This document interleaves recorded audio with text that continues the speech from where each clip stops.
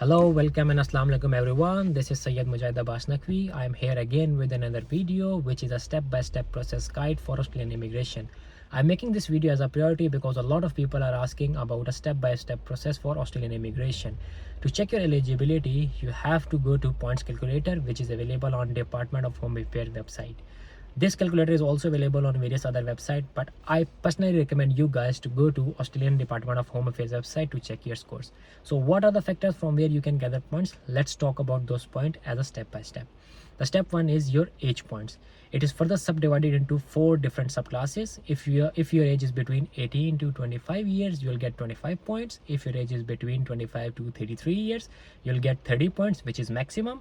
If your age is between 33 to 40 years, you'll get 25 points. But if you are above 40 but less than 45, you'll only get 15 points. The step 2 is your English language skills.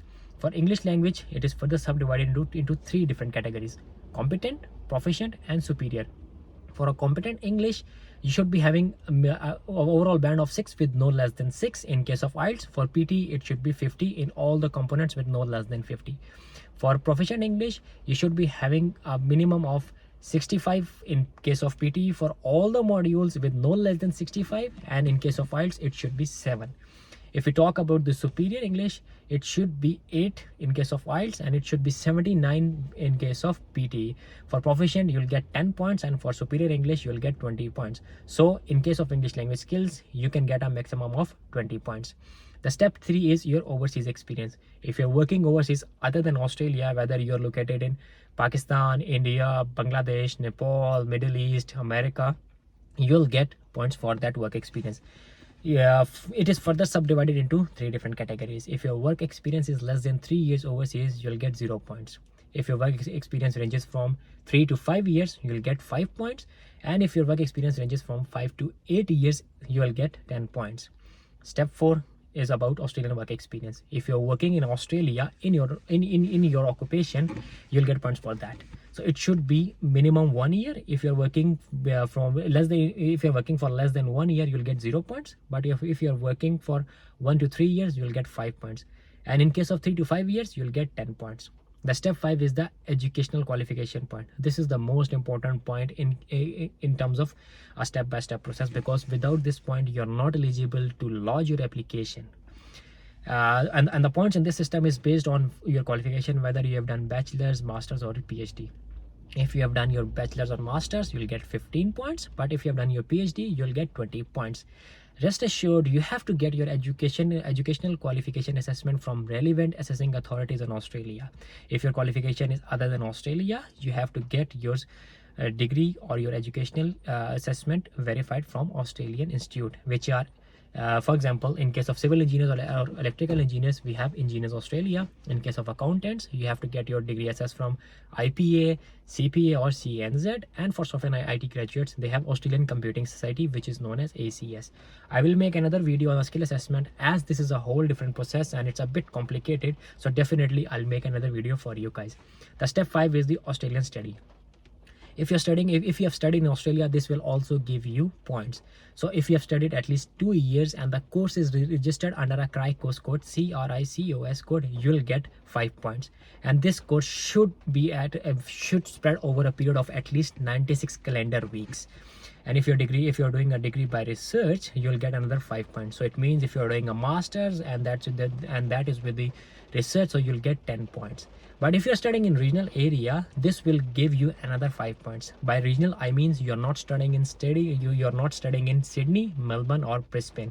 So it means you can get a total of 15 points if you are doing a master's or other degree by research and you're studying and living in regional area. So the maximum you can get in this is the 15 points. The step 6 is the professional year.